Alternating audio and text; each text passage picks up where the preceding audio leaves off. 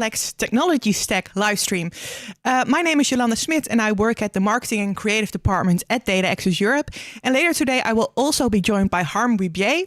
And Harm is the lead developer of DataFlex, so he knows every in and out on DataFlex. And who will also join is Bram Nijenkamp, and he built the new runtime that will be discussed in the presentations that we will show later on from the technology stack. So if you have any questions about these topics, these guys are the ones to ask those questions to. And we're also teaming up on these live streams with our channel partners, because we have DataFlex channel partners across the world. And the one we are teaming up with today is known faces in the DataFlex world, if you are familiar with the DataFlex community, and that are Marco and Joseph from our channel partners in Australia. Welcome, Marco and Joseph. I would like to ask you to introduce the rest of the live stream.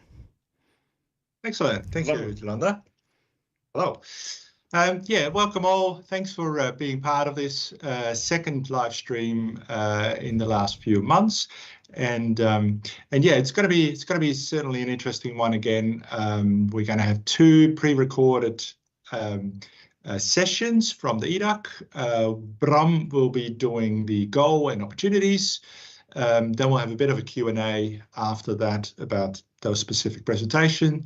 And then Harm will continue with some more technical details and some more in-depth. Like last time, or a refresher, or if you weren't there, have the chat window open next to your YouTube screen. If you don't see it right now, refresh your browser and you will. You can you can ask all your questions there, and we'll attempt to answer them in between the sessions or after. Also, all the questions, if we don't get around to it during the presentation, we will collect them and we will distribute them after to make sure that that nobody has any unanswered questions. I think we're ready to start. So let's go, enjoy, and speak to you in a bit. This presentation, I'm going to be talking about tech stack, and this presentation has been split into two different parts. So first, I'm going to talk a little about what it is for those that might not know already, and kind of more of the business side, what you can expect, and those kinds of things. And then Harm, tomorrow at the very last presentation, I believe, he will be doing the more technical side and show some nice demos and such. In other words, I'll be the one promising you that this is all going to be released in December of some unknown year, and then Harm will do the trust me it works vibe, and then this all comes together. So let's get started. Tech stack. Let's see if All right, I'm going to introduce you to Bob. This is Bob the repairman, and Bob has the needs to be done job in the sewers, where he has to hold up an administration of all the pipes that might need maintenance and those kinds of jobs that you can imagine.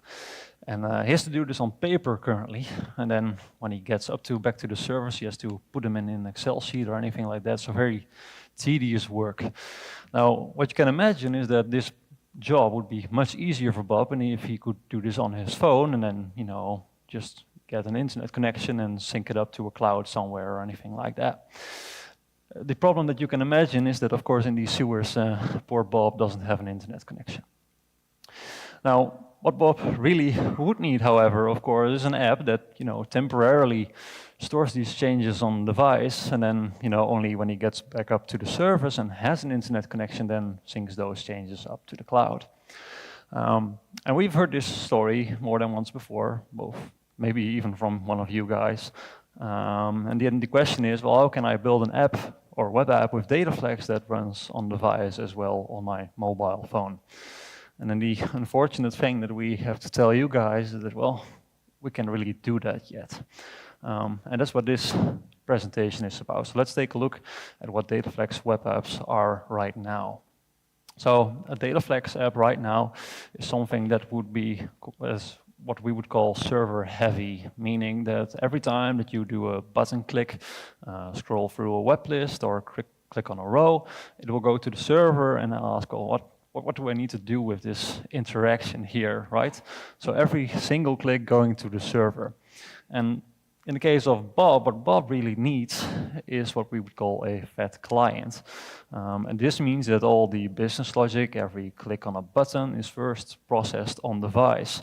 And then only when your program determines that it needs to fetch some data, store it on the server somewhere, only then will it call to the server and say, here I have some data, go do with it what you want. And this seems very comparable to other languages, which you might already be more familiar with, and that brings me to technology stacks. So if we were to now, of course, start an entirely new web application, right? So a full stack application, we can generally need to choose some languages that we want to use for this application. And these are some modern ones right here, and I've separated them into 4 different categories. Of course, we can think of more, but to keep it a little bit simple, we have a front end containing our user interface. We have a back end, so for our server-side logic, and then if we all agree, store it in our database. And then we also have this 4th category being a mobile application, or a mobile app as we call it these days. So if we were to choose one of all these languages, for example this one, we have of course our HTML and CSS for our user interface. And then we choose one of the many of thousands of different JavaScript frameworks like React, Angular, Vue.js, the ones that Nick called out as well. And in this case, we're going for Angular. Then, of course, we build our application there, but then the application needs to store some data, and that's where we're going to need a server or a backend that's going to process our requests. And you can choose from many, so for example, Node.js, Python in this case, to keep it a little bit simple. We don't have that many demands here, but of course, Java, C#, and even DataFlex for REST APIs is possible as well. And then, of course, the databases are known to us. We'll just go with SQL Server. And then it gets a bit complicated, because on mobile, if you want the best experience, you will have to build an app for every single platform that you want to support. Now, I think most of us here have either an Android phone or an iOS phone. And if you want to do a native app for that, then you have 2 different tool chains altogether. So if you want to build for Android, you will need to use Android Studio, which means that you will be building a Java application in most cases. And then for iOS, you'll use Xcode with Swift. Now, there are some go-betweens, like for example Xamarin, but also React Native is an option where you will share a code base, and the compiler will try to build your application on those different platforms with the same style and such, but it will never be completely native, so to say. Now, you might be wondering, well, where does DataFlex fit in here? So DataFlex, up until now, has had the unique position to share one code base, and it would cover both the front end, so the user interface, as well as your back end. Of course, the databases are still known to us, but if we wanted an app, we would have to, scratch DataFlex and start all over with something different altogether. And that's what we want to do with the DataFlex new technology stack. So we want to bring the option of DataFlex to those mobile applications as well. So how are we going to get there? Let's take a little look at the requirements. So the first, of course, is to make sure that every button click or any other interactives are processed on device instead of continuously going to the server. What do I need to do with this? So that means also that, of course, we'd like to put our app in the App Store or the Play Store for that matter, so that we can download and install it on device. It should be able to run without an internet connection and only go to the server when we want to. And it should have DataFlex DNA, which I will get back to later. So what was our idea here? So, of course, we have had the DataFlex runtime for a while now, and up until now, the DataFlex runtime has been running on Windows only. And what we intended to do was to bring this runtime to your browser, meaning that your DataFlex code, which you guys are building, will run in the runtime, but within the browser locally on your own device. And we did consider some other examples here. Of course, we could have built one of the thousands of JavaScript frameworks that are out there, since, well, that seems to have worked out for them. But that wasn't good enough because we wanted to keep our DataFlex DNA. And what does that DataFlex DNA mean? Well, one is uniformity, meaning that, of course, we want you to only have one language to learn, which is, of course, DataFlex. And only if you want to do some more advanced stuff, you can get into the HTML, CSS, and JavaScript. But, you would be able to build a full application with just DataFlex. We have a very unique UI-driven object notation, which of course many of you have been completely accustomed to, but is very rare in other programming languages. Because in DataFlex, we simply nest some objects, and with such nesting, we create our user interfaces. Very unique here. We have, of course, data-aware controls. Entry item command is the only thing you need, and every control will automatically save, load, and store data in your databases. Of course, our business rules, using our data dictionaries, ensuring validity as well as security for our data. And of course, that everything is out of the box, meaning in this case that, I have one studio and I click and run my application with the click of a button. And of course, all the unmentioned features which make DataFlex that easy to deploy your applications. So to get this Windows runtime running in the browser, just how are we planning to do that? We are going to use WebAssembly for this. And WebAssembly is a technology from 2017 and is since, or has been since, coming more and more into production environments. For example, Blazor from Microsoft, which is also a WebAssembly product.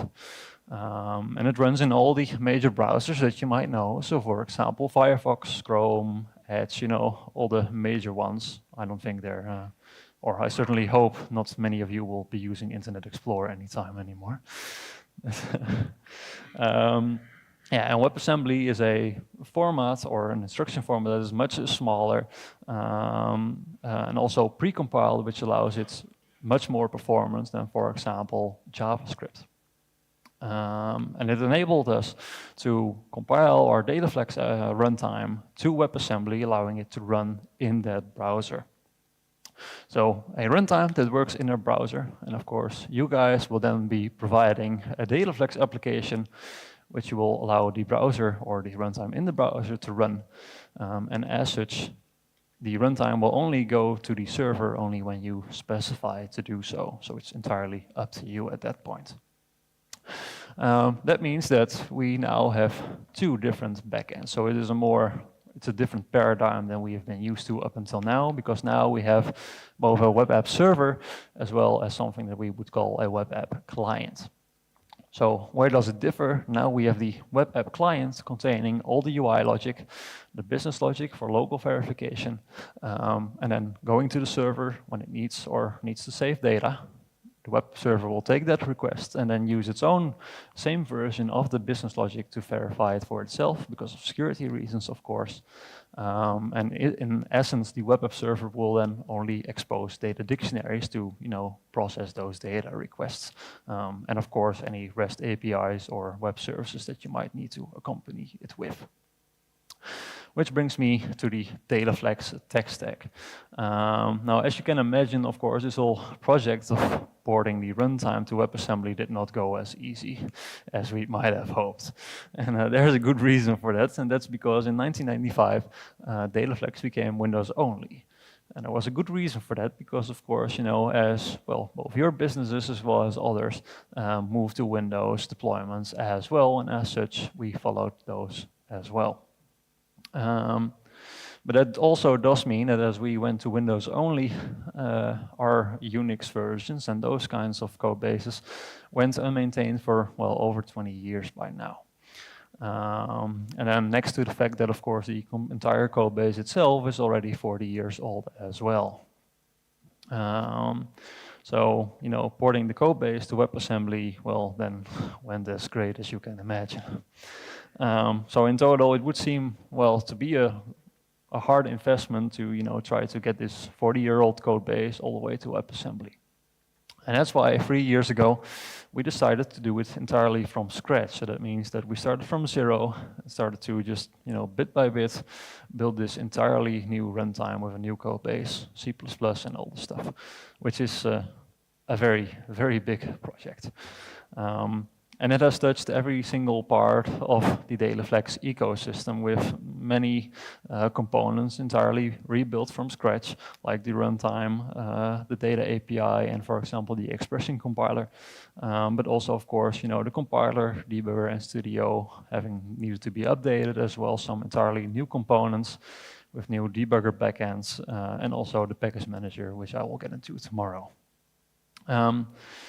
Now, as you might imagine by now, is that this is no longer just about that mobile app support, because there's also this wish list which you have been providing us over the years, containing items like WebSockets, Flex data dictionaries, DLLs, microservices, cross-platform, asynchronous function, and all the likes. It has become quite hard to give you these features as fast as we would like, and we hope that with this new runtime we can give you these features sooner, as you would have been able on the current code base. Now, you might be wondering, well, what is going to happen to the code that I have been writing for 40 years now? So DataFlex will remain DataFlex with its own DataFlex DNA, and that means that we do not intend to do a complete redesign of the language, doing something completely different. So that means that we want to keep things as migratable as possible, allowing you to have your current web app, soon up to be compatible with a WebAssembly version or something that you can deploy on a mobile phone. However, of course, as you can imagine, with all these changes, there will need to be some, more rather drastic changes to be ready for the next 30 years of DataFlex as well, which brings me to portability, which is the main reason for this. So now we have a new web app or a new server-side runtime, as well as the WebAssembly one, but we also intend to bring DataFlex back, like in the old days, all the way to Unix, macOS, and Linux as well, besides, of course, Windows and WebAssembly. And that means that APIs that you guys have been using for, almost 20 years now, which completely depend on Windows, needed to become platform agnostic again. And that means that some concepts, classes, needed to change with that as well and have been rewritten into, either a new class form, which is platform agnostic, or became a new concept altogether.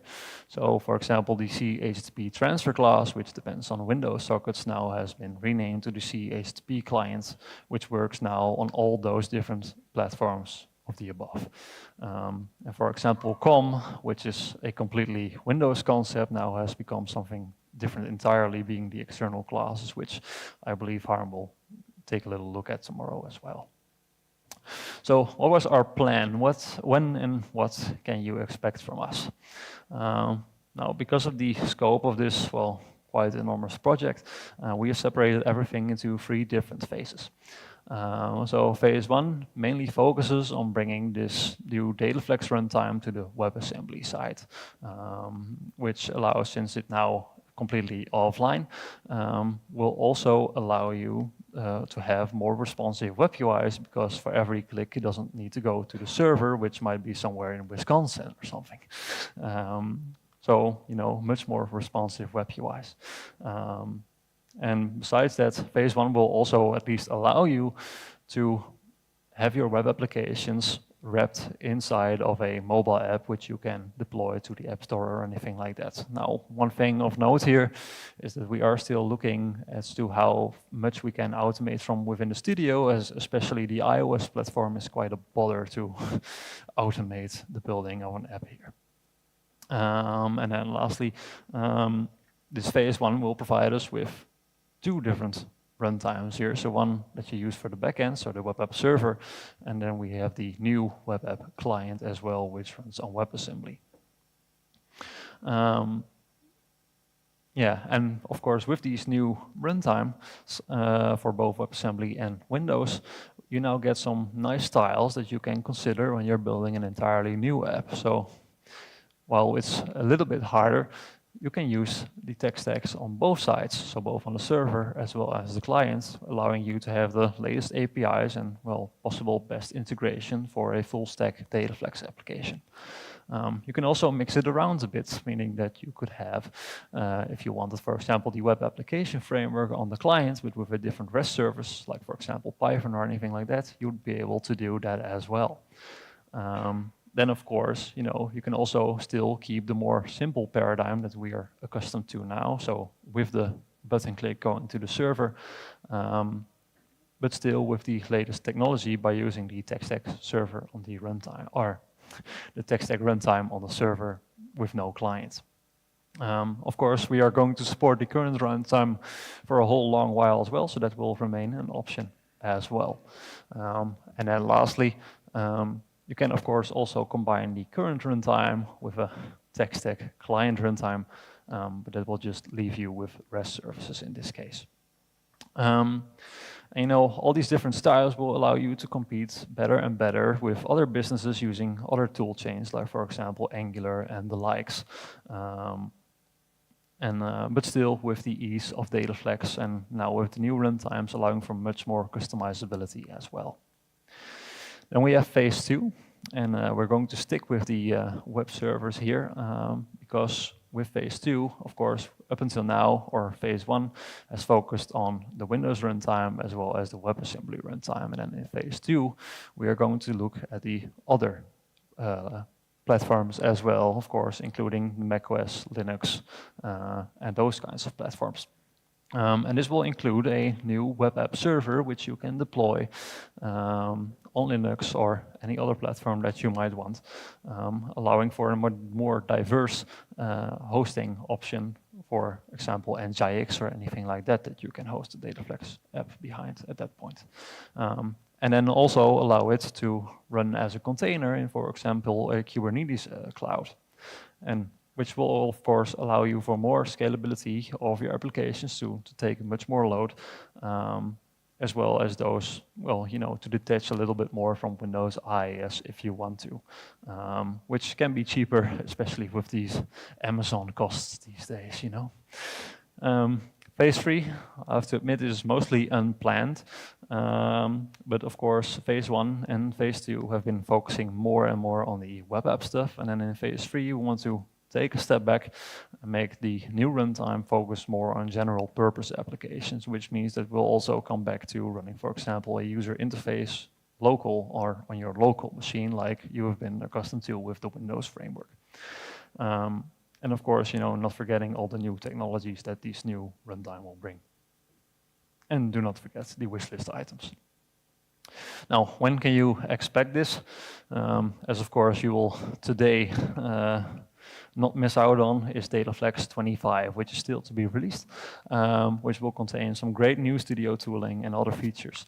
But after that, the package manager, as well as this whole tech stack project, is the single most focus point for us.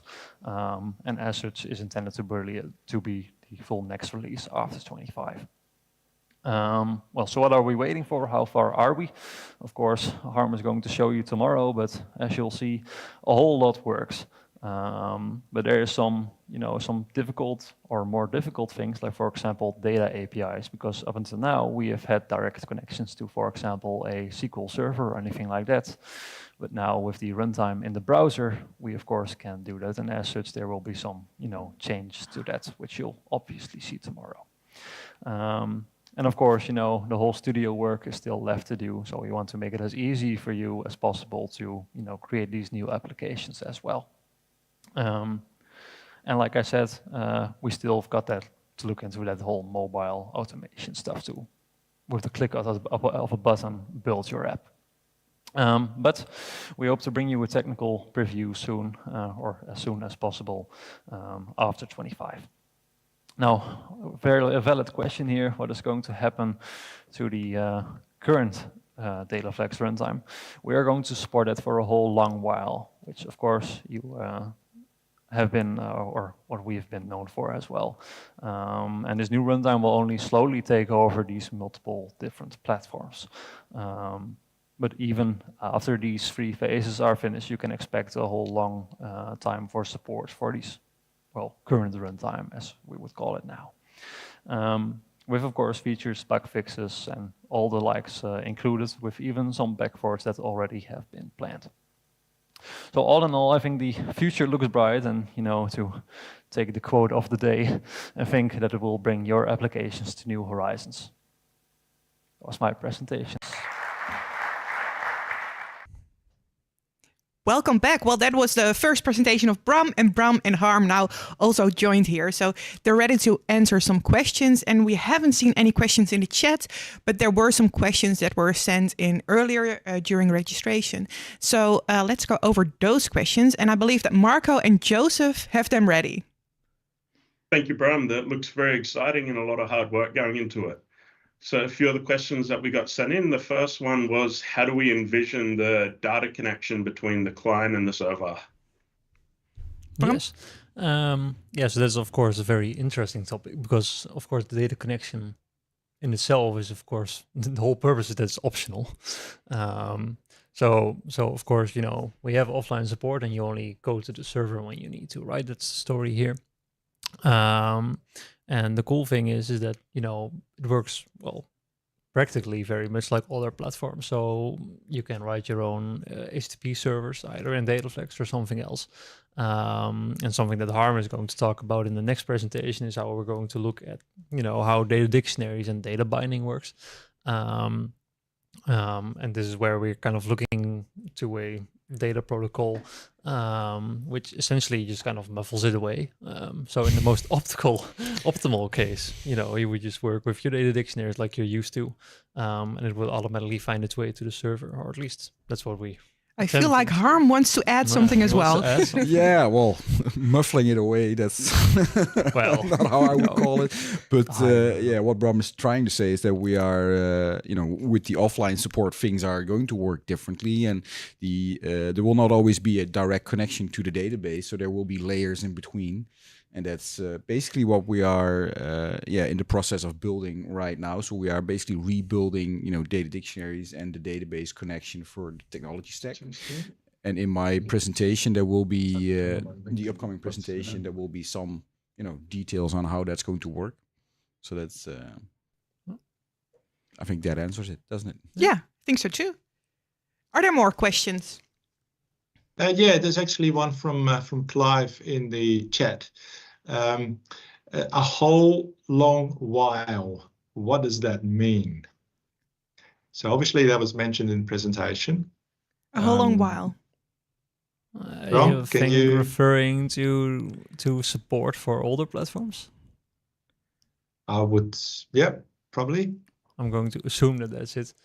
So like in the presentation, I believe I also said that tech stack is already a long project, so we've already been working on this for 3 years, let alone that we're only now starting to see the first tech stack, or at least even getting close to it, and of course the second tech stack and the third one, or at least the phases, of course, are going to take some additional years, let alone that of course we will, for many years after that still have to work with the older DataFlex versions. And up till now we've always had at least 3 versions backwards support, and we're also known for supporting 19.1 up until now still as well. Yes, but we will definitely bring out new versions of the classic runtime. Yeah. Mm-hmm. So there will definitely be a lot of ongoing support for the Windows platform with the classic runtime. Of course, the technology stack project is also going to support Windows, but it's at first not going to support the Windows UI and Windows controls. So for the native Windows applications, we'll have to run on the classic runtime for a longer time, and there we're definitely going to support new operating systems and maybe even bring new controls into it.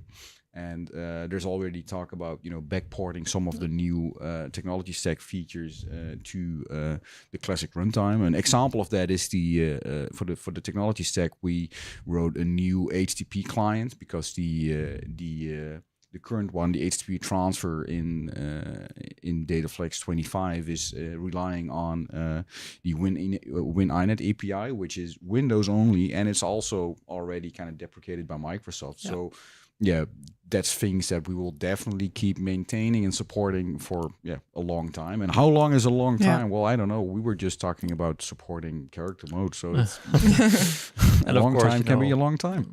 And of course, regular expressions we already kind of backported. So that's one of the features that actually stems from the technology. True. So that's, true. So it's I mean, we are very aware of who pays our bills. So it's. Are there more questions? Yes, so we got one on security and how is this going to be secure?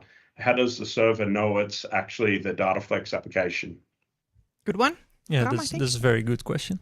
The thing with security is, of course, that you can never trust the client. So the server can or should never assume that it's going to talk with a DataFlex client. Of course, it might be Postman or pretty much any other client that you can imagine.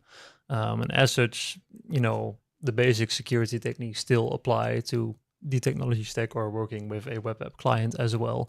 So that means that you'll still need to log in and you'll still need a session key or anything like that, or a JWT token or anything like that. And you still need to verify that the requests are being made by a valid user or anything like that. So from that perspective, nothing really changes. The server there. should really treat the WebAssembly runtime as any other JavaScript client talking to it. So at that level, you know, basically you treat whatever happens in the browser insecure. So the server API that, you know, the client is going to be talking to will have, you know, protection, like Bram says, with you know, authentication somehow.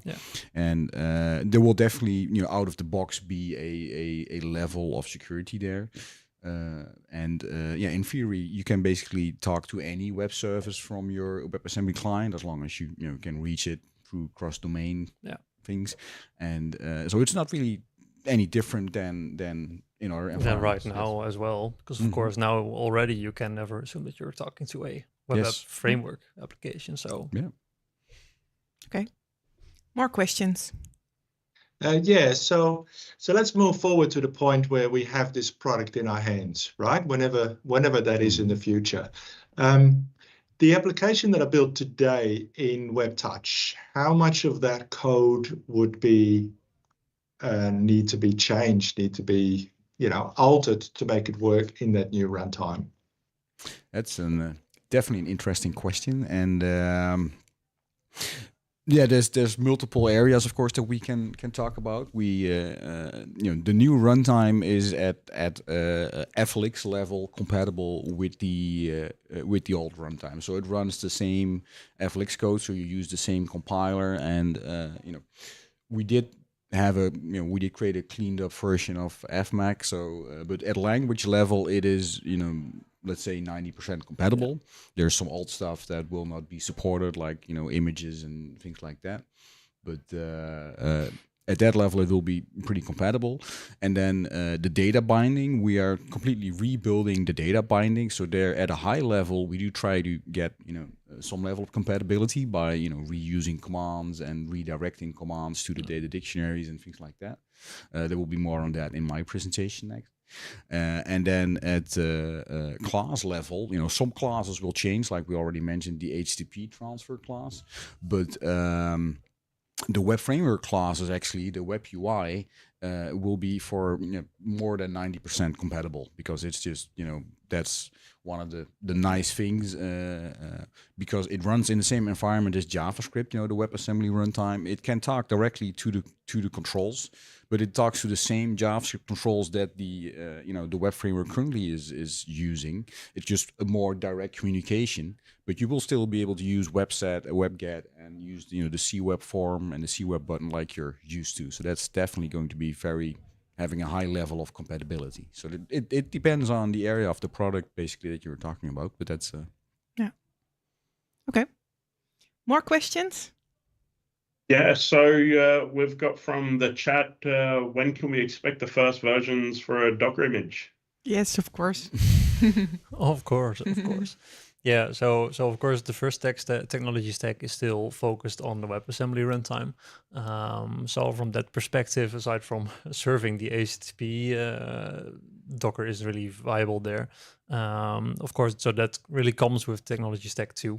where we're attempting to, create a new web app server that not only works just behind IIS like it does now, essentially enabling you to run it anywhere, and that also means then in Docker, Linux, macOS, you name it. So that's really the target, but it is still So the first version the server-side parts will run on Windows and use the existing web app server and IIS. And then Docker is scheduled for after that, when we will build a new web app server.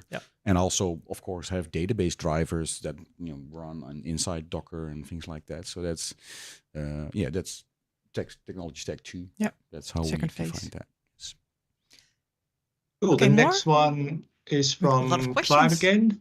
So the new HTTP transfer class, the one that was just briefly mentioned before, will it be on the server, so on the interface that we code, stay the same and just be the underlying technology that changes, or are changes also expected at the class level that is our interface effectively?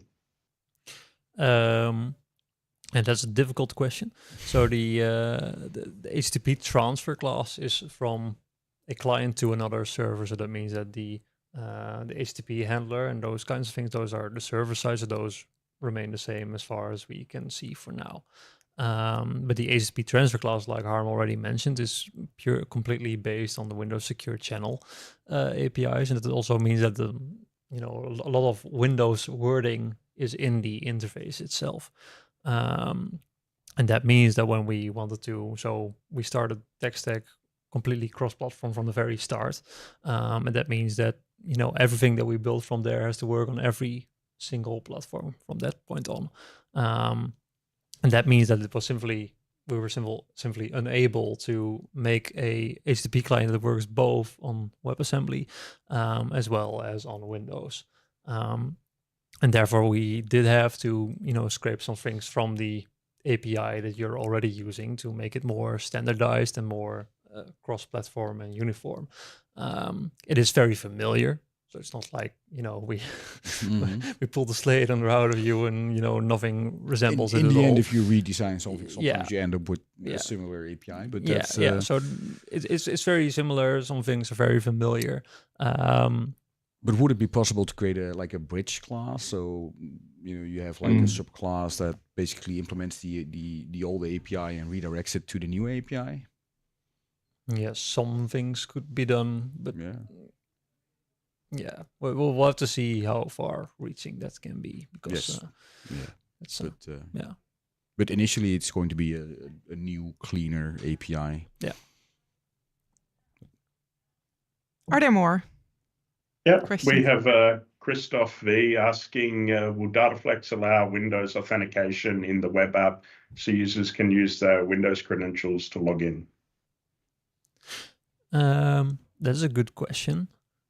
We are currently working, that doesn't really have anything to do with technology stack, but we are working on a single sign-on mechanism, which also, or at least we were experimenting with Intra ID, I think it's called. So that's the Windows login, as far as I know. That's the cloud version, isn't it? Yeah, that's the cloud version, and I don't know how far the So with the Windows sign-on, there's I believe multiple ways to do it. Yeah, Active Directory. There's also the old style Active Directory, where I think some browsers still send the HTTP headers that allow you to work with the Windows logon. So basically, if you're on a local network, there's different ways of integrating it, as in a cloud environment where you're working with the cloud Microsoft environments. And we will definitely support the cloud, single sign-on features. Yeah. And I kind of assume that what we support now on, the Windows Active Directory integration with web app will still work with TechStack as well. Yeah, that's just based on reading headers and things like that. Yeah, you can also do that from the IIS standpoint, I think. You can also have IIS work with that. Yes. Okay. Excellent. Well, I think we got one more, and then we'll have a look at the second presentation, because maybe that will touch on some things as well. That's one from Alan saying, what will the license policy be for the new runtime, i.e. the Docker images and WebAssembly specifically? Good question. Very good question. We have no idea. Yes. Is this one of those projects which we started because it was needed, and then afterwards we're going to see how we're going to do it? Yes, one thing is for sure that the native versions of the runtime will use a similar licensing model than what we have now. And for web app server, the new web app server will also have a similar licensing model.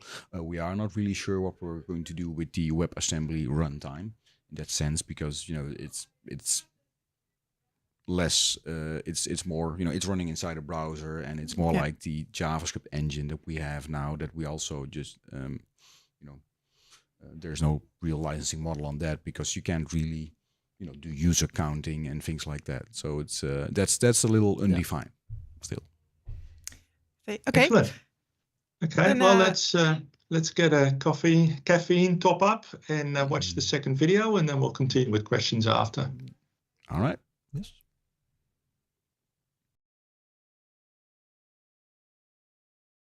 Are we still hanging in there?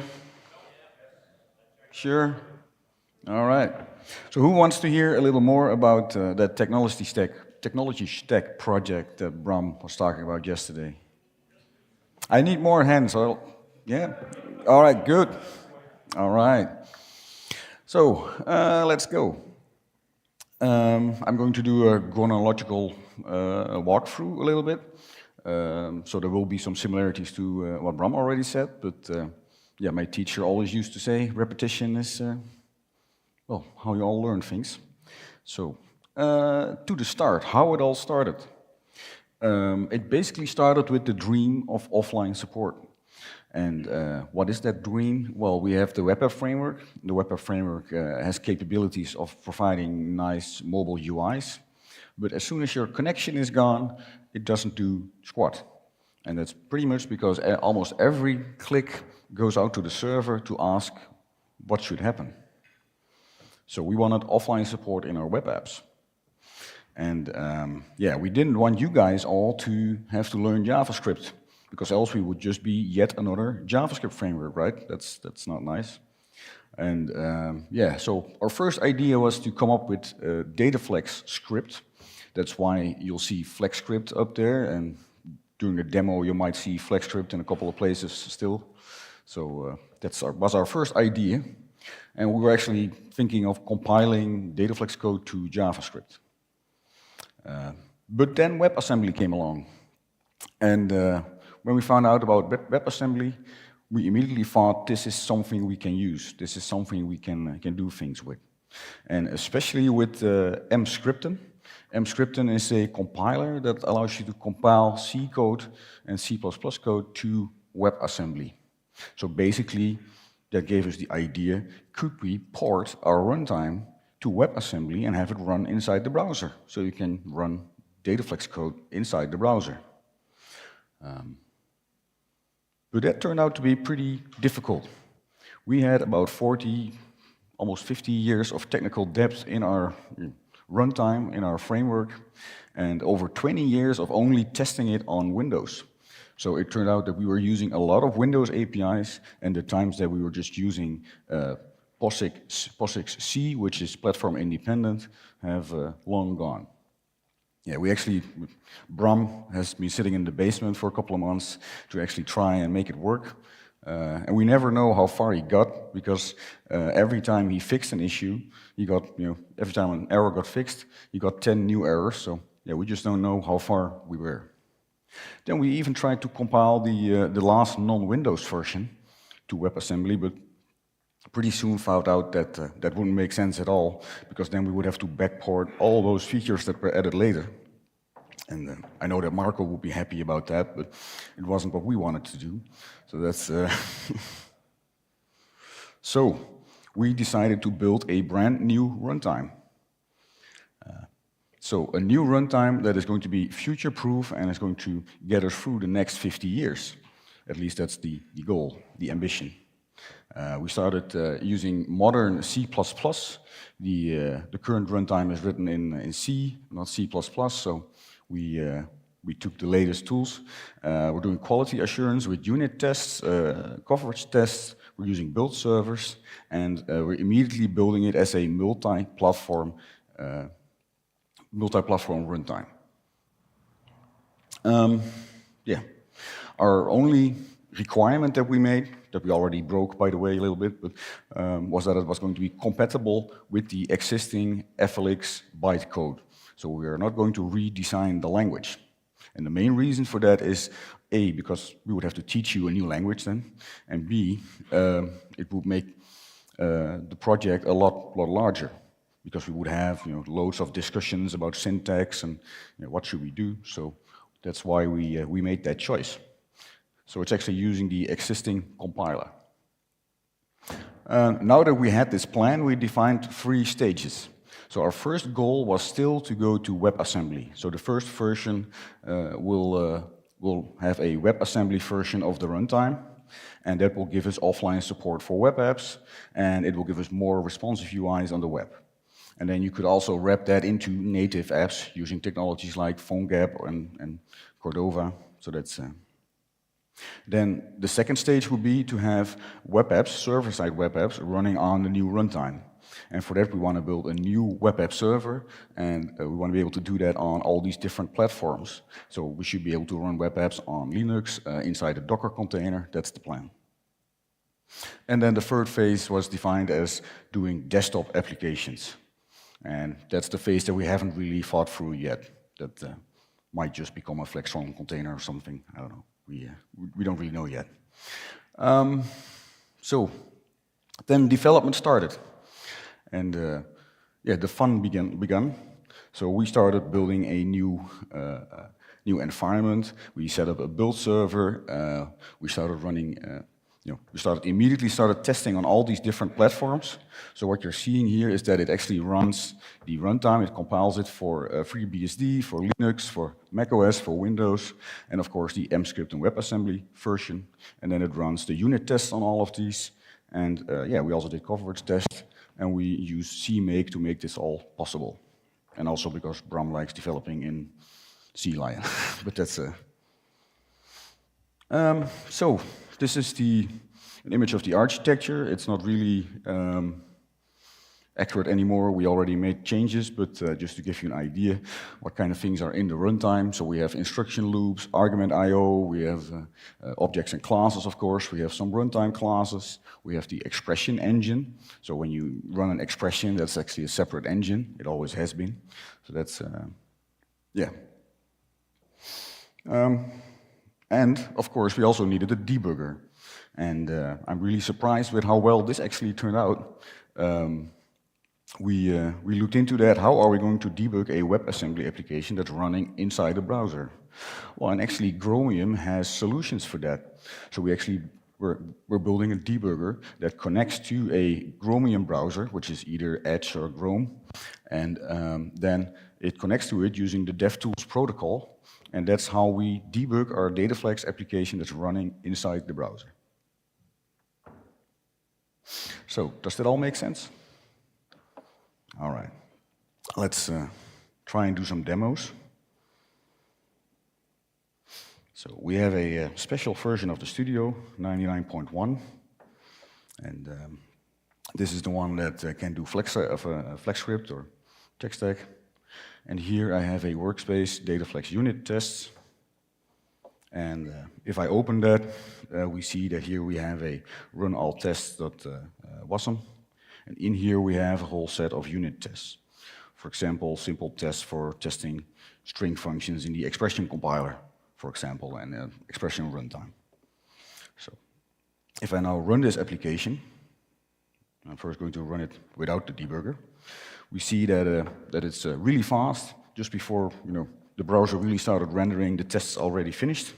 So here we see that it did run all these tests, and we're lucky we have no failures, so that's good. But what is interesting about this is what it actually loaded from the server. So if we look at the network traffic, which might be a little too small, can I make that bigger? Is that Control Plus? Or? Oh yeah. All right. So of course it started loading the index.html, and if we look at the well, we're going to look at that in a different way. So it loaded the index.html. The index.html loaded the boot script, the JavaScript boot script, and the JavaScript boot script actually loads the WASM runtime.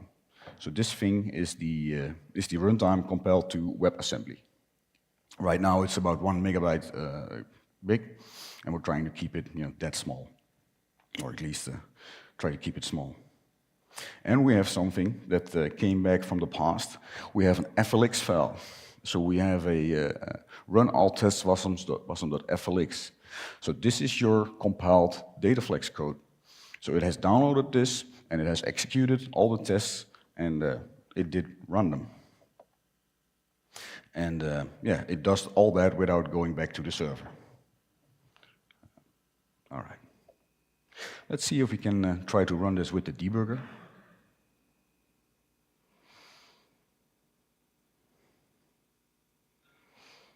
Yep. What we saw happening now is that it took a little longer to actually start, because the runtime actually has to wait for the browser to start and for all the developer tool stuff to happen, and for the studio connecting to the developer tools protocol. And yeah, so if you have the debugger, want to attach the debugger, the runtime has to wait before it actually starts doing stuff. And now we are in a breakpoint, and we can see locals. If I press F10, we see we can debug our application just like you're used to with the original. We're calling it the classic runtime now. So it's so yeah. So if I press continue, we see that it continues, and the tests also with the debugger enabled do succeed. So that's nice. Yeah, let's get back to the slides. So what we saw here is that we have a runtime written in WebAssembly that is actually already having a lot of features. There's a lot of it in there. The basic language is working. We have, because if we look at the code, that's maybe good to point out, we see we have objects, we have functions, we have expressions, we have a debugger. So it's starting to become fairly complete. So that's what I want to emphasize. And of course, it's just DataFlex code. Some technical details that you're probably all going to forget, but first thing, structs and arrays and ByRef turned out to be very, very complicated. We gained a lot of respect for how Sonny built that into the existing runtime back in the days, and at some point we even considered just taking that code and putting it back in, because of course you can put C code in C++. We also came up with a new concept that's internally in the runtime. You won't notice it, but we have an RT value, which is basically a struct or a class that represents a DataFlex value, variable buffer thing. So we don't have these global buffers anymore, so argument size is not a thing. And the nice thing about that is that we can do ref counting on any heap allocated type. So structs and arrays, if you move them around, it will never make a copy until you actually make a change. And the same thing for strings. If you have a string and you put it in 5 variables, but you don't change it, you only have 1 string in memory, and they're all pointing to the same string. So that's we have a lot less copies, memory copies of structs, arrays, and strings than the original runtime does. We did have to make a new expression compiler. We needed that for the debugger watches to work. That's a funny thing.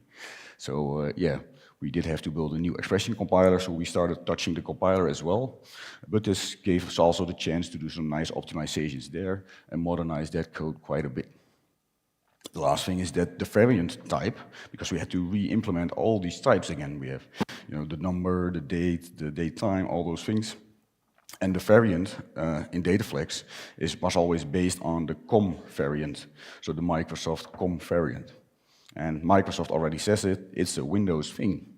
And yeah, we don't want to be platform dependent anymore. So we had to come up with something else, and we actually made the variant now really a variant in DataFlex, so it's really its own type, which is very nice. It's a lot faster, and yeah.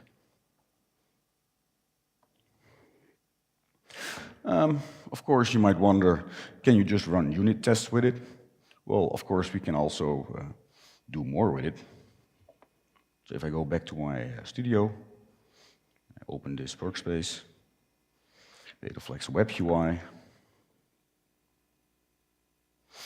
What we're seeing here is that we have an application using web controls, and we have a couple of views here, and for example, a dashboard, and this also runs. So if I open it, we see that it's running, so it's capable of working with the web controls.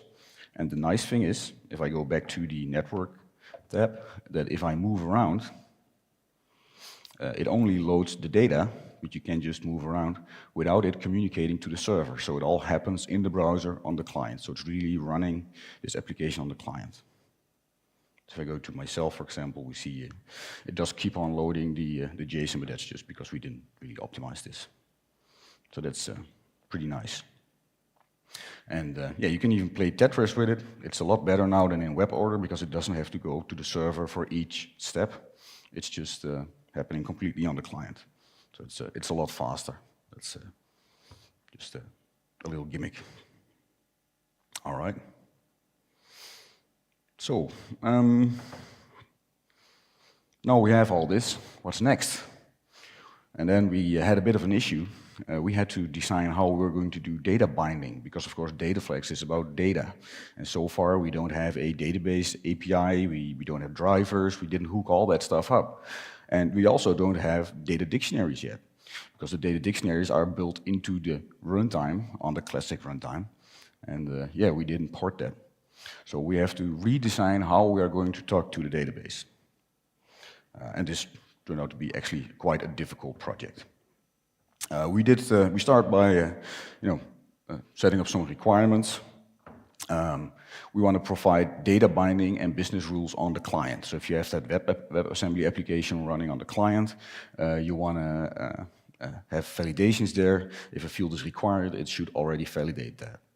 We only want data to go over the line, because in a lot of situations you're going to load data from a server application. So we want only data to go over the line. And we wanted to open up connectivity a bit. We want to give more hooks and chances to get between the data dictionaries and the database driver. So in DataFlex code. And we wanted to optimize it for loading larger sets of data, because as you know, the way the drivers work with finding all the related parents, it can be a bit inefficient at times, and we wanted that to be more efficient and utilize SQL joins, for example, when you're using a SQL database. Another wish we had is to improve the debuggability of the data dictionaries.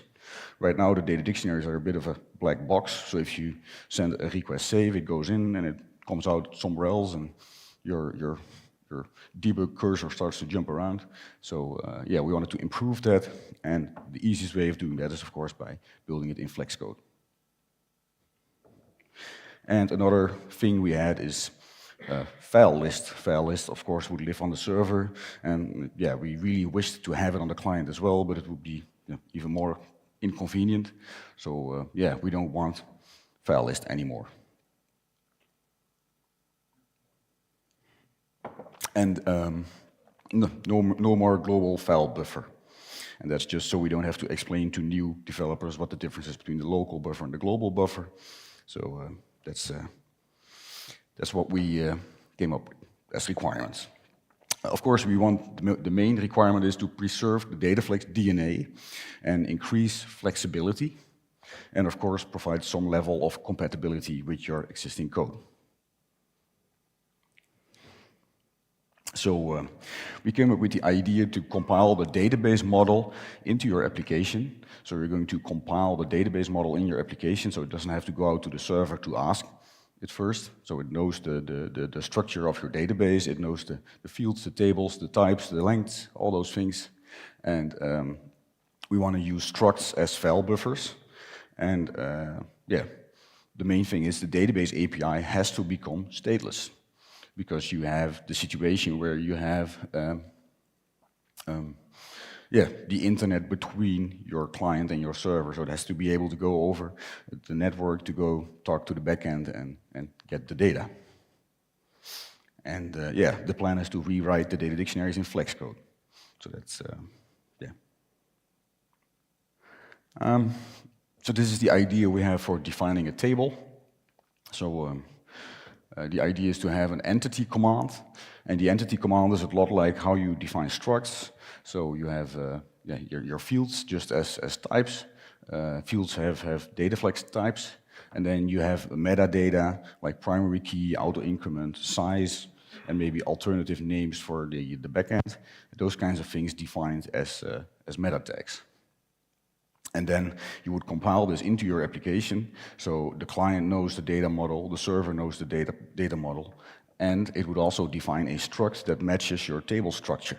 So you would automatically be able to transfer file buffers as structs. Are we coming along? Good. All right. But wait. We don't have tech stack on the server yet, because that was defined as tech stack 2. And now we're coming up with this entity stuff. And that basically means that we would have to build it into the classic runtime if we want to provide both the server and the client side. And that's not the plan. So what we did is we moved the server-side web apps a little bit forward. And actually we're doing that with the existing web app server. So we decided that we wanted to have server-side web apps with the new runtime, but running under the existing server. What that meant was that we had a few pieces missing, and the main thing is the web app server is relying on COM. COM is of course a Windows thing, so that's one thing that was missing, and we didn't have a debugger for Windows yet. So that's we stepped out of the data binding a little bit, and we implemented that, and Bram came up with a nice way of having an independent interop layer in the runtime, so a generic way of talking to external interfaces, and then based on that for Windows, you could easily build the COM support. And this would also be the basis for, in the future, writing DLLs in DataFlex code, for example. And what I really liked about this as well is that this proved that with the new runtime, the new code structure, we can more easily implement features like this. So that's good. All right. A little demo. So here we have client UI sample, and we also have server UI sample. And when I compile this, that's probably going to say me that it doesn't have to compile, but this generates an FLX as well. And then in the web application administrator, here, I had to configure this application a little different. So instead of putting your webapp.exe as the file name, as the application to start up, I made it start up the Windows version of the runtime. So we have df-vm.exe, and we also had to tell it which FLX to load. So this is the path to the server UI sample FLX. And this actually works. And it's also maybe nice to mention is that in the server UI sample, we have a C web server app, and the client UI sample, which now doesn't render anymore, has a C web client app. So that's, I found that nice. So if I open this, we see the same application pretty much because I reused the same sample, but now for every click it has to go out to the server and make the well-known calls to call action. Oh yeah, that was the button I shouldn't click because it didn't work. But yeah, so that functions as well. So we now can also run web apps on the server. Of course, we would also like to debug them, and that meant that we had to write the Windows debugger a little earlier than anticipated. So if I go back to the unit test workspace, I have a run all tests that doesn't use the web version of the DF unit application, but the Windows version. And I now run it as 64-bit tech stack. And if I run this, we see that it hits the breakpoint, and it's now running the same unit test on Windows. And you can actually step through the code. So you see the values, and it's so we have that too. All right. So there was a little sidestep. Back to data binding. So and this is where it gets where we're getting further away from what we already have. Now we're really going to start looking at concepts that we didn't fully implement yet, and yeah.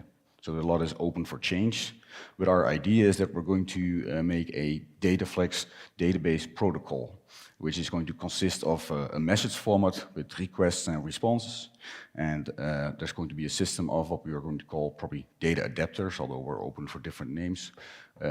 Might also just become drivers or something. Data adapters that can forward these messages, can manipulate them, they might serialize them, send them over a network, or they might go to a database and do the actual operation. The data adapters, they will first be written in Flex code, but we might end up optimizing by providing built-in data adapters in the runtime for performance reasons, but yeah, we'll see if that's going to be necessary. The data will be passed along in structs and arrays, so if you're getting a set of data, you will get an array of structs, or maybe a multi-dimensional array, depends on the call. And a find will give the data back in structs. So yeah, it will support the basic CRUD operations, where of course read in DataFlex is find, as you all know it.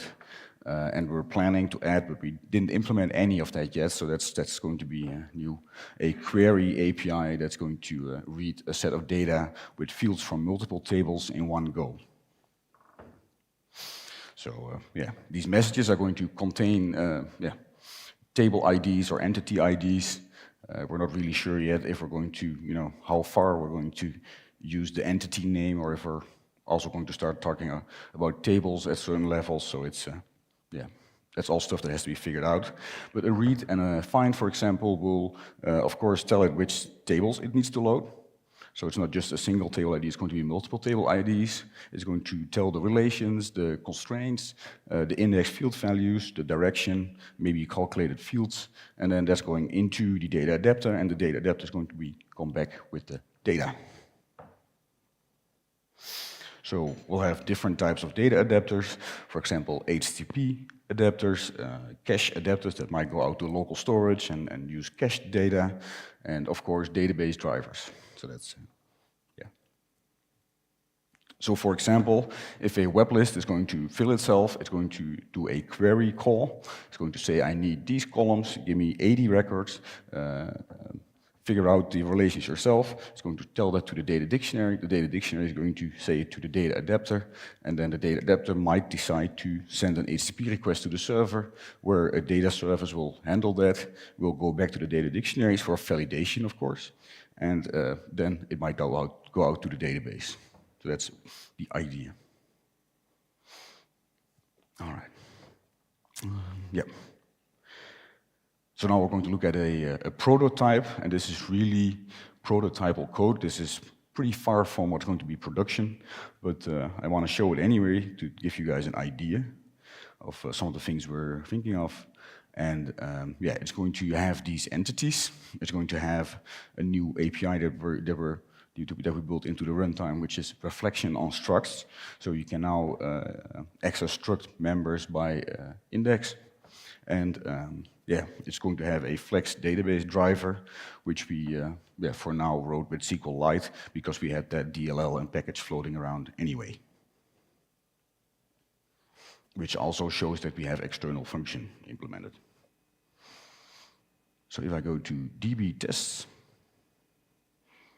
and this is going to, we're going to run this on Windows, because we don't have the SQLite on the WebAssembly side yet. And yeah, this has multiple tests. And if we go to single table, we're seeing that we're defining an entity.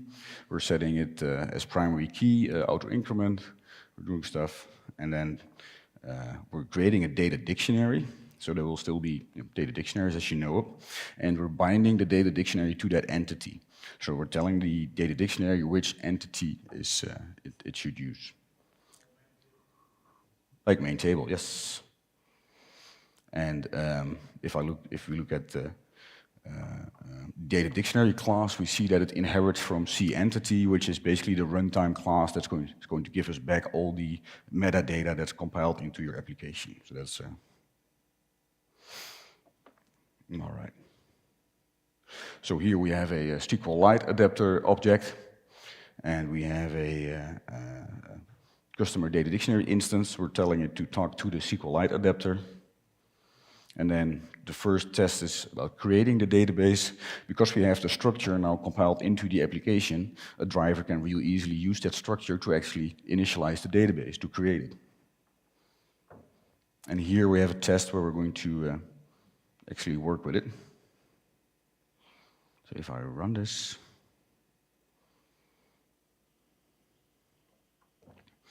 we're seeing that this test actually runs, and it also succeeds. So if I press F10, it should go down. And we see that actually field current value and things like that actually work. So this is basically the test for the field buffers. But we also have a test where we're actually going to save records. So this is code that you might recognize. Send clear and then set field changed value and then a request save. And that actually will actually work. So if I run the entire test, what we're going to see is a lot of debug code. It's shooting the queries that it's generating and all that stuff. But yeah. So if we scroll down here, we also see something interesting. We're thinking of making the old find commands work with the data dictionary objects. So what we can say here is find gt o customer dd.city. And that's going to do a find greater than on the o customer data dictionary. And basically that command is going to translate into a message.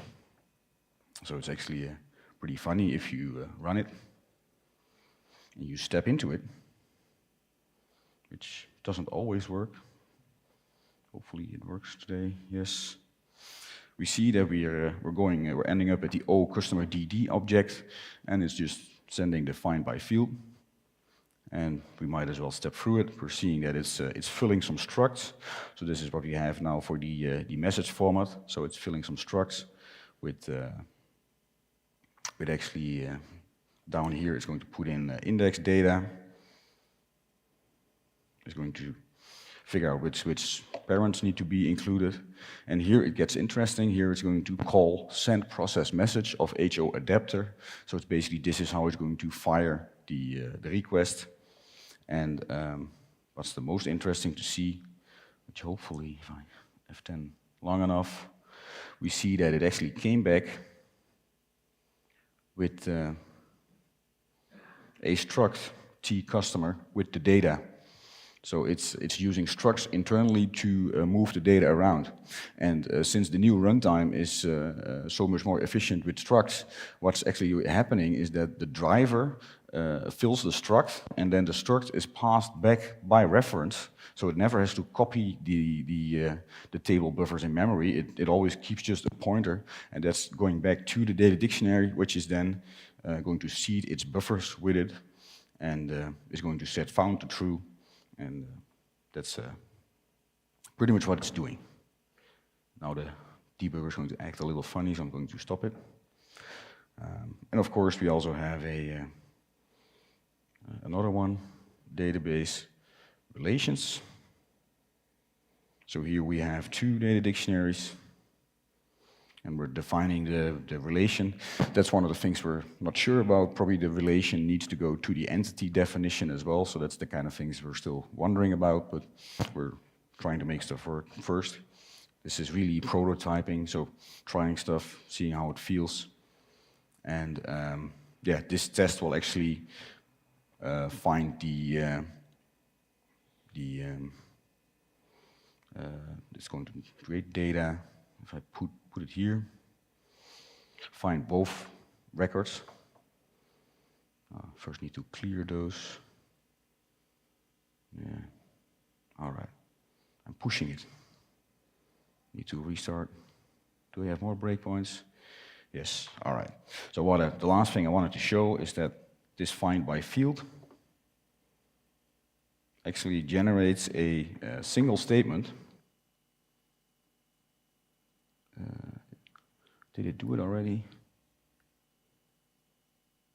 Select with a left join in it. So that's basically the idea that I wanted to show, that it's actually a find message is automatically able to do a relay, so it can automatically give back the parents. So the message is going to say, hey, give me this record and these parents with it. And that, yeah, that's pretty much it. So this was pretty much a sneak preview in our little play garden where we're trying stuff and figuring out how stuff has to work. So yeah, let's get back to planning. Well, we're working really hard on the data binding stuff, but yeah, we have the other stuff to finish as well. So yeah, the plan is now to have for Tech Stack 1, have a WebAssembly runtime for client-side apps and a matching server-side web app with the new runtime. And yeah, the new data binding in it. And then later on, we'll come up with a new web app server that allows you to run web apps on different platforms as well. So that's the current plan. When is, of course, the big question. Yeah, the answer is we really don't know.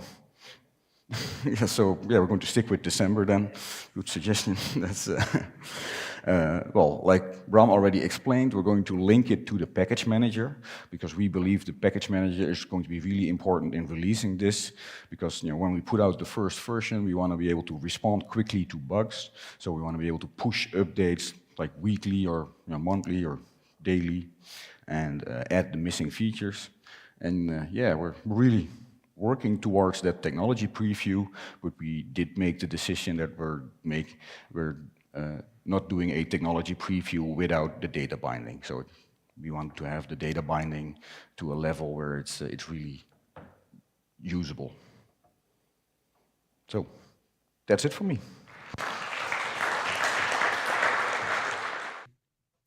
Okay, welcome back. I hope you enjoyed the presentation of Harm. And there were some questions in the chat, so let's run over them. Marco and Joseph, do you have the first question? Yes, we do. Yes, thanks, Harm. It was an excellent presentation once again. First question is, alias tables, will they work the same way that we used to? Good question.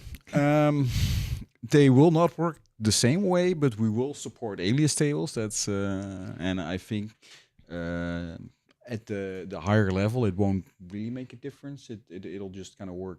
It will essentially become easier. Yeah, it essentially becomes easier. That's pretty much all there is to it. Yeah. Another question? Will the DataFlex come with a default database backend, like a free or recommended database to replace the current embedded database for new programmers to use? Yeah, so of course the embedded database still doesn't have the Unicode support.